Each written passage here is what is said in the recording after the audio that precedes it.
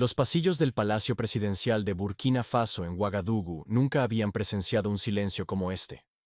A las 9:15 am en punto, las puertas de caoba de la oficina del presidente Ibrahim Traoré se cerraron con tal fuerza que el eco retumbó por los pasillos de mármol como un trueno. Lo que sucedió dentro de esa sala durante los siguientes 2 minutos y 45 segundos cambiaría para siempre la trayectoria de 3 carreras políticas y enviaría ondas de choque a través de toda la nación de África Occidental. La mañana había comenzado como cualquier otro martes de marzo. El café se estaba preparando en la sala de descanso ministerial. Los guardias de seguridad intercambiaban sus saludos habituales. Los funcionarios del gobierno hojeaban sus maletines, preparándose para lo que suponían sería otra reunión rutinaria del gabinete. Pero el capitán Ibrahim Traoré, el presidente más joven de Burkina Faso, había pasado toda la noche repasando informes de inteligencia que harían que incluso los políticos más experimentados se quedaran helados. Cuando el reloj de abuelo en la oficina presidencial marcó las 9:15, 3 ministros entraron en la sala con pasos confiados. La ministra de Asuntos Interiores, Lauren Caboret, la ministra de Desarrollo Económico, Mari Saguado, y el ministro de Infraestructura, Thomas Ugrao. Llevaban más de 18 meses en sus cargos, cada uno creyendo que sus puestos estaban asegurados, sin saber que en menos de 3 minutos serían escoltados fuera del edificio por la seguridad presidencial. La tensión era palpable desde el momento en que cruzaron el umbral. Traoré se encontraba detrás de su escritorio, su usual compostura reemplazada por algo mucho más intenso. Sus manos estaban entrelazadas detrás de su espalda mientras miraba por la ventana que daba a las bulliciosas calles de Ouagadougou, donde más de 2.4 millones de ciudadanos continuaban con sus vidas diarias, confiando en que su gobierno velara por sus mejores intereses. Señores, señora, comenzó Tore, su voz cortando el aire matutino con una precisión quirúrgica. He convocado esta reunión porque he descubierto algo que amenaza los cimientos mismos del progreso de nuestra nación. Los 3 ministros se intercambiaron miradas, su confianza comenzando a flaquear. El ministro Kabore ajustó su corbata nerviosamente, mientras la ministra Saguadogo apretaba más fuerte su portafolio. El ministro Urago permaneció impasible, pero aquellos que lo conocían podían ver el leve temblor en su mano izquierda. Lo que Dra reveló a continuación sería más tarde descrito por la asistente presidencial, Fátima Compare, como los 90 segundos de exposición política más devastadores en la historia moderna de Burkina Faso. Los documentos de inteligencia, esparcidos por el escritorio del presidente, revelaron una red de corrupción tan intrincada, tan profundamente arraigada, que había estado desvió millones de francos CFA de los proyectos de desarrollo destinados a mejorar la vida de los ciudadanos comunes de Burkina Faso. La evidencia era abrumadora. Grabaciones telefónicas de reuniones secretas, registros de transferencias bancarias mostrando fondos desviados a cuentas offshore, y contratos otorgados a empresas fantasmas propiedad de familiares de los 3 ministros. Pero quizás lo más demoledor de todo fue la revelación de que los proyectos de infraestructura crítica habían sido deliberadamente retrasados, dejando a las comunidades rurales sin acceso a agua potable y electricidad. Todo mientras la riqueza personal de los ministros había aumentado en más del 300% durante su mandato. La voz del ministro Kabore era firme, pero llevaba el peso de una autoridad absoluta. Explíqueme cómo un hombre que gana 850.000 francos CFA al mes logró comprar propiedades por valor de 240 millones de francos CFA en Costa de Marfil. El silencio que siguió fue ensordecedor. Kabore abrió la boca para hablar, pero no salieron palabras. La evidencia era irrefutable. Las cifras eran imposibles de conciliar con ingresos legítimos. Sin esperar una respuesta, Traoré se giró hacia la ministra Saguadogo. Y usted, ministra, tal vez pueda iluminarnos sobre los 15 millones de francos CFA que desaparecieron del Fondo de Desarrollo Agrícola. Dinero que debía haberse utilizado para comprar semillas y fertilizantes para los agricultores de las provincias del norte. El rostro de la ministra Saguado se había puesto pálido. El escándalo del Fondo Agrícola había dejado a miles de agricultores sin los recursos que necesitaban para la temporada de siembra, contribuyendo directamente a la inseguridad alimentaria en regiones que ya luchaban con los efectos del cambio climático. Finalmente, la mirada de Traoré se fijó en el ministro Urago. Y usted, ministro, el proyecto del puente en Bobo Ducaso lleva 2 años en construcción. El presupuesto inicial era de 8.000 millones de francos CFA. Hemos gastado 12.000 millones, y aún así el puente sigue sin terminar, mientras que su empresa constructora ha conseguido, de alguna manera, 6 contratos gubernamentales adicionales. La sala se sintió como si todo el oxígeno hubiera sido absorbido. Los 3 ministros se quedaron congelados, sus carreras políticas derrumbándose ante sus ojos como una casa de cartas en un huracán. Pero Traoré no había terminado. Sus próximas palabras se convertirían en legendarias en los círculos políticos de Burkina Faso. En mis 34 años en este mundo, he aprendido que el liderazgo no se trata de poder. Se trata de responsabilidad. Cuando aceptaron sus cargos, prestaron un juramento para servir al pueblo de Burkina Faso. En cambio, eligieron servirse a ustedes mismos. El presidente caminó alrededor de su escritorio, siendo sus pasos el único sonido en la sala. Se detuvo directamente frente a los 3 ministros. Su presencia era imponente e inquebrantable. Ministro Kabore, queda relevado de su cargo, con efecto inmediato. Ministra Sawadogo, su mandato termina en este momento. Ministro Oedrago, sus servicios ya no son necesarios. La simplicidad de los despidos fue más poderosa que cualquier discurso largo. En menos de 30 segundos, 3 carreras políticas que abarcaban décadas llegaron a un abrupto final. Pero Traoré no había terminado. Su voz se alzó ligeramente, transmitiendo una pasión que recordó a todos en la sala por qué se había convertido en presidente en primer lugar. Esta nación ha soportado demasiado sufrimiento, demasiada explotación.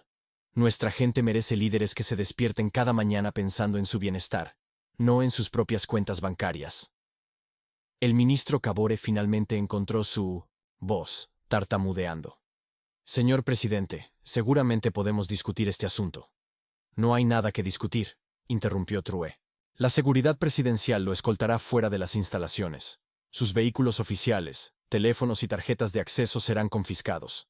Se presentarán cargos criminales dentro de 48 horas. La contundencia de su voz no dejaba espacio para negociaciones. No hubo posibilidad de indulto. La asistente presidencial, Compare, recordó más tarde que los 3 ministros parecían fantasmas caminando a través de la niebla, mientras el personal de seguridad aparecía en la puerta, listo para escoltarlos fuera. Al levantarse para irse, la ministra Saguado hizo un último intento. Presidente Traoré, tenemos familias, reputaciones. Lo mismo ocurre con los agricultores que no pudieron sembrar sus cultivos debido a su codicia, respondió Traoré sin vacilar. Lo mismo ocurre con los niños en los pueblos que aún no tienen agua potable, porque los fondos de infraestructura desaparecieron en sus cuentas. Sus familias también importan. El peso de sus palabras colgó en el aire como el humo después de un incendio. Esto no se trataba solo de corrupción.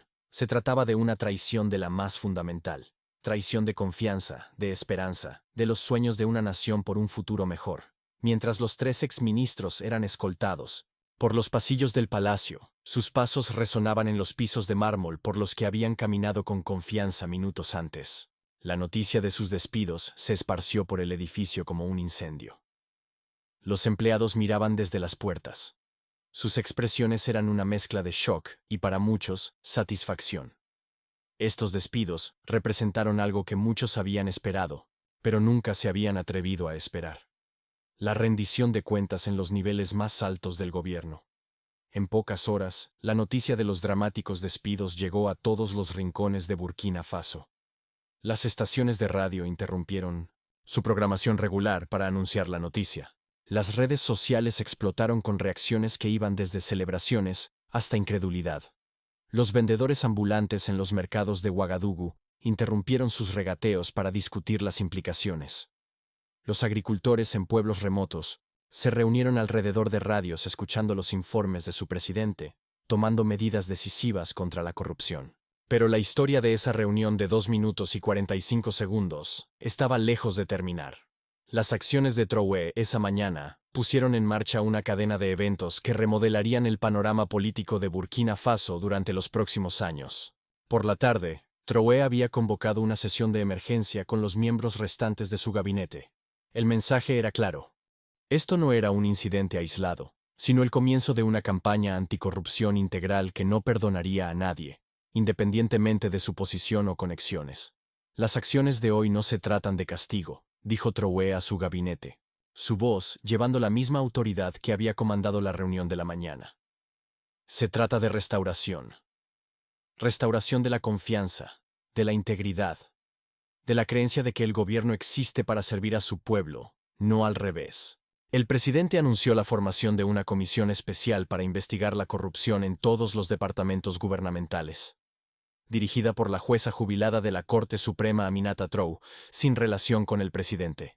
Esta comisión tendría poderes sin precedentes para auditar las finanzas, revisar contratos y recomendar procesamientos. Además, todos los funcionarios del gobierno estarían obligados a presentar divulgaciones financieras detalladas dentro de los 30 días, incluyendo activos, inversiones y fuentes de ingresos de los últimos 5 años.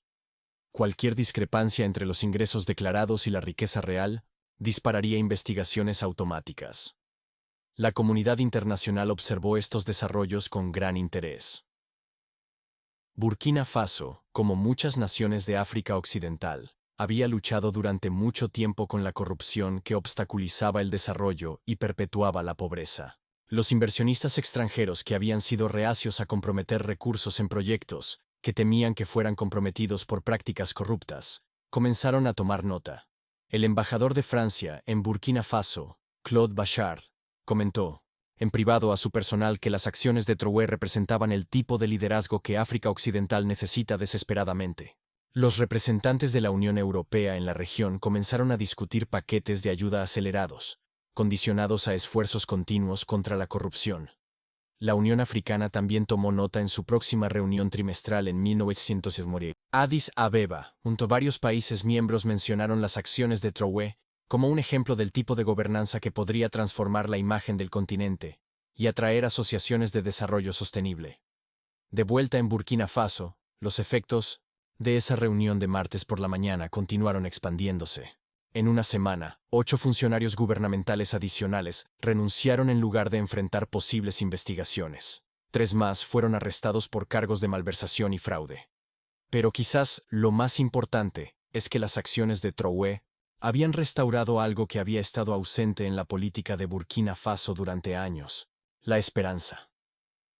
Los ciudadanos que se habían vuelto cínicos sobre la capacidad de su gobierno para cambiar, comenzaron a creer que sus voces importaban, que sus votos tenían consecuencias y que sus líderes podían ser responsables.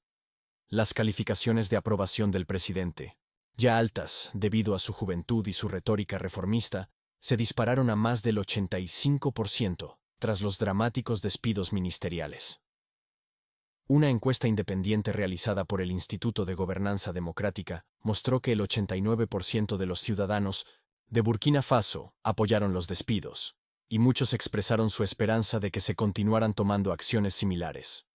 Los vendedores del mercado en Bobodulasu organizaron celebraciones espontáneas, muchos de ellos llevando camisetas con la imagen de Traoré y el lema "Liderazgo para el pueblo". Los estudiantes universitarios en Ouagadougou realizaron manifestaciones pacíficas apoyando la campaña contra la corrupción, llevando pancartas que decían: "Nuestro futuro no está a la venta". Sin embargo, Traoré permaneció enfocado en el trabajo por delante, en lugar de disfrutar de la popularidad. En entrevistas posteriores, enfatizó consistentemente que luchar contra la corrupción no era un evento único, sino un compromiso continuo que requería esfuerzo sostenido y vigilancia. Parte fácil fue despedir a 3 ministros, dijo en una intervención a la nación 3 días después de la reunión dramática. Lo difícil es construir sistemas que prevengan que la corrupción se arraigue en primer lugar. Fiel a sus palabras, Traoré implementó una serie de reformas diseñadas para aumentar la transparencia y la rendición de cuentas en todo el gobierno.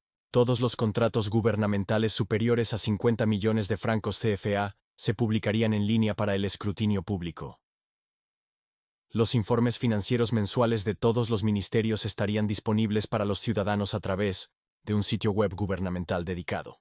Y quizás lo más significativo, se estableció un sistema de denuncias ciudadano, permitiendo que cualquier burkinés pudiera informar sospechas de corrupción directamente a la oficina del presidente, a través de canales anónimos y seguros. Los 3 ministros despedidos enfrentaron destinos diferentes en los meses siguientes a su dramático despido. Luron Cabo huyó del país en una semana, supuestamente buscando asilo en una nación vecina para evitar la persecución. Más tarde, los registros bancarios revelaron que había transferido más de 180 millones de francos CFA a cuentas en Dubái y Suiza en los días inmediatamente posteriores a su despido. Maris Aguado permaneció en Burkina Faso, pero perdió su casa y sus bienes cuando los tribunales congelaron sus cuentas a la espera de la investigación. Finalmente, fue condenada por varios cargos de malversación y sentenciada a 8 años de prisión, aunque continuó manteniendo su inocencia durante todo el juicio. Thomas Witra intentó luchar contra los cargos, pero finalmente fue condenado por 12 cargos de fraude y corrupción.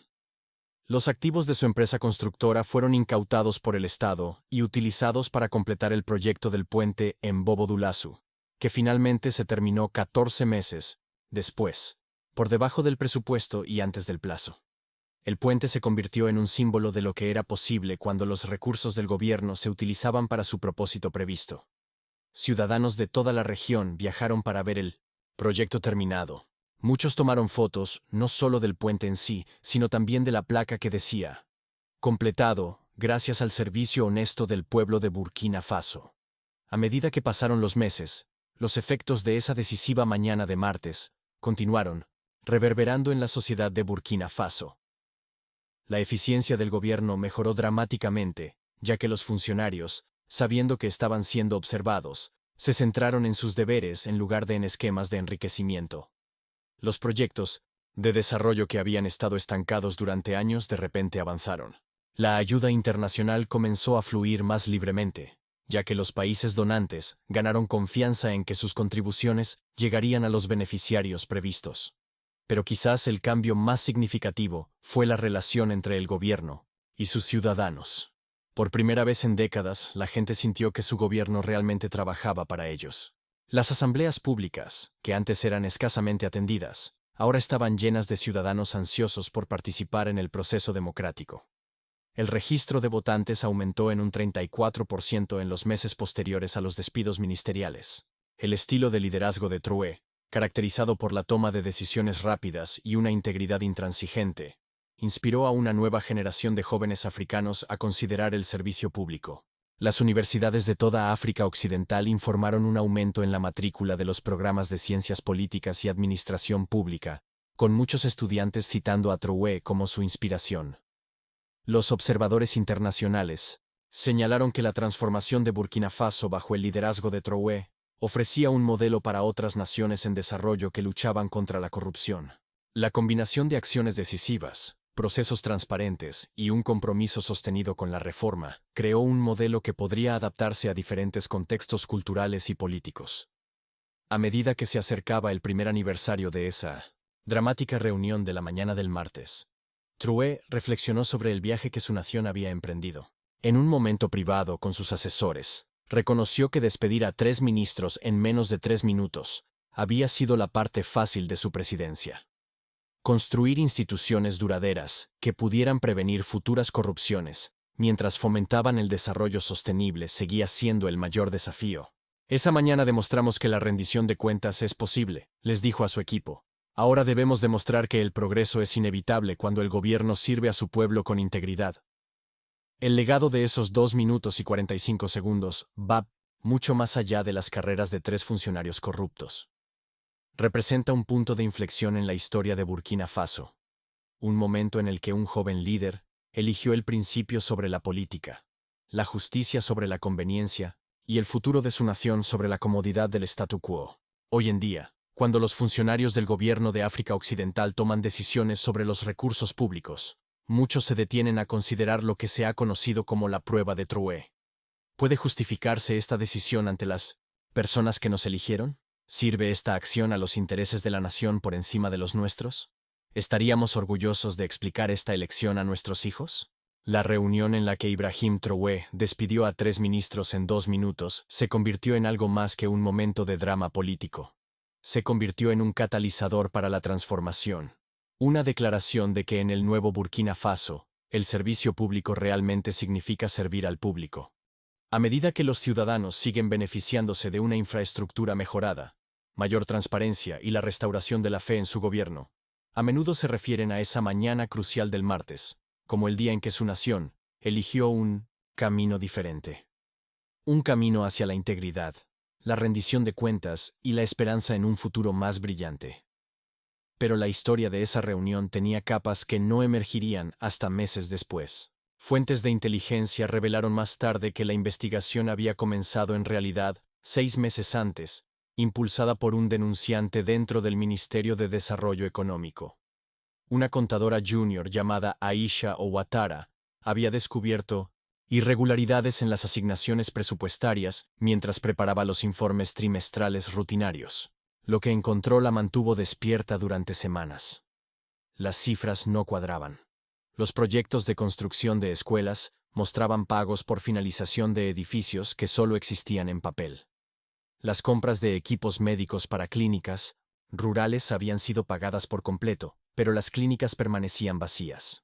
Lo más perturbador de todo, los fondos de ayuda de emergencia para la sequía, destinados a proporcionar agua y alimentos a comunidades desesperadas, simplemente desaparecieron de las cuentas del gobierno. Owatara se enfrentó a una elección imposible. Hablar podría costarle su trabajo, su carrera, quizás incluso su seguridad. Permanecer en silencio significaba ser cómplice del sufrimiento de sus conciudadanos. Después de 3 noches sin dormir, tomó una decisión que finalmente llevaría a ese enfrentamiento dramático de la mañana del martes. Usando los canales de comunicación cifrados establecidos por la administración de Trowe para situaciones exactamente como esta, Trowe transmitió copias de los registros financieros, comunicaciones por correo electrónico e historiales de transacciones directamente a la oficina del presidente. Su evidencia era tan completa, tan meticulosamente documentada, que pintaba una imagen innegable de robo sistemático al pueblo de Burkina Faso. Cuando Trowe recibió esta información, pasó 3 días verificando cada detalle. Llamó personalmente a los bancos para confirmar los registros de las transacciones. Envió a sus colaboradores de confianza a visitar los sitios de los proyectos para fotografiar la realidad sobre el terreno. Incluso hizo que especialistas en 1900 informática examinaran los metadatos de los documentos digitales para asegurar su autenticidad. Cuando convocó esa reunión de la mañana del martes, poseía un arsenal de evidencia que ningún abogado defensor podría desafiar. La presión psicológica sobre los 3 ministros durante esos 155 segundos fue inmensa. Las cámaras de seguridad revelaron más tarde el momento exacto en el que cada uno se dio cuenta de que su destino estaba sellado. Las manos del ministro Kabore comenzaron a temblar exactamente a 1 minuto y 23 segundos de la reunión. La respiración del ministro Saguado se volvió visiblemente pesada en el minuto 1 y 48 segundos. El ministro Ouedraogo mantuvo la compostura hasta los últimos 30 segundos, cuando el color desapareció por completo de su rostro. Lo que hizo que el enfrentamiento de Trowe fuera tan devastador no fue solo la evidencia. Era su conocimiento íntimo de cómo su corrupción había afectado a personas reales. Había visitado personalmente los pueblos donde las escuelas prometidas seguían sin construirse. Había hablado con madres cuyos hijos caminaban 5 kilómetros diarios para conseguir agua contaminada, porque los sistemas de purificación de agua habían sido pagados pero nunca entregados. Se había reunido con agricultores cuyos cultivos fracasaron, porque los fondos de apoyo agrícola fueron desviados a cuentas privadas. Esta conexión personal con las consecuencias de la corrupción dio a las palabras de Trowe una autoridad moral que trascendió el teatro político. Cuando habló de la confianza traicionada, no se refería a conceptos abstractos, sino a rostros específicos, familias específicas, comunidades específicas que habían sufrido por la codicia ministerial. La respuesta internacional a las acciones de Trowe fue mucho más allá de los elogios diplomáticos. En 2 meses, el Banco Mundial aprobó un paquete de desarrollo de $300 millones, específicamente diseñado para apoyar las iniciativas anticorrupción de Burkina Faso.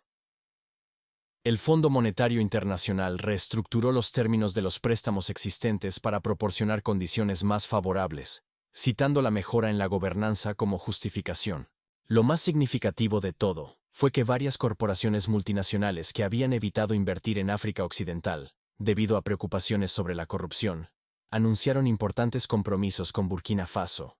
Una empresa minera, canadiense comprometida con una operación minera de oro de $500 millones, con requisitos de transparencia sin precedentes. Un consorcio alemán de energía renovable firmó acuerdos para construir granjas solares en todo el país, con todas las transacciones financieras sujetas a auditoría pública. Estas inversiones crearon miles de empleos y trajeron experiencia que previamente no estaba disponible para los ciudadanos de Burkina Faso. Los programas de capacitación técnica establecidos por socios extranjeros proporcionaron habilidades que permitieron a los lugareños participar en actividades económicas de alto valor en lugar de simplemente proporcionar mano de obra barata. La caída de los 3 ministros despedidos también reveló la red más amplia de corrupción que había infectado múltiples niveles del gobierno. Las investigaciones desencadenadas por sus despidos descubrieron un sistema de clientelismo donde las posiciones gubernamentales eran esencialmente compradas. Los contratos se otorgaban basándose en sobornos en lugar de en la capacidad. Y los recursos públicos eran tratados como alcancías personales por aquellos en el poder. Los gobernadores regionales se encontraron bajo escrutinio a medida que surgían conexiones con los ministros despedidos.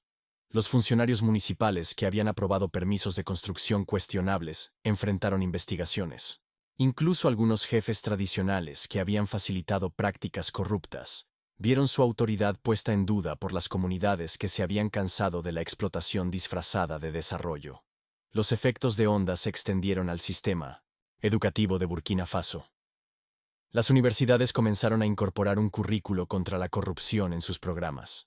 Las escuelas secundarias iniciaron cursos de educación cívica que abordaban explícitamente el liderazgo ético y el servicio público.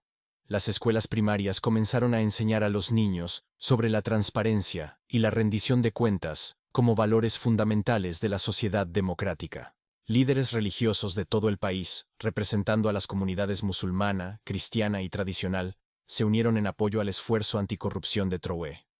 Las oraciones del viernes y los sermones dominicales frecuentemente hacían referencia a la importancia de un liderazgo honesto.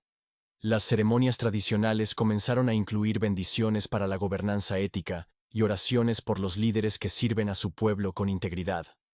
El cambio cultural fue quizás más evidente en cómo los ciudadanos de Burkina Faso comenzaron a ver su relación con el gobierno. La participación pública en los proyectos de desarrollo comunitario aumentó dramáticamente, ya que la gente ganó confianza en que sus contribuciones serían utilizadas de manera adecuada. El cumplimiento fiscal mejoró a medida que los ciudadanos presenciaban resultados tangibles del gasto público. Incluso los sectores informales de la economía comenzaron a operar con mayor transparencia, a medida que las normas culturales sobre la rendición de cuentas se difundían por toda la sociedad. Las organizaciones de mujeres desempeñaron un papel particularmente importante en el sostenimiento del movimiento anticorrupción.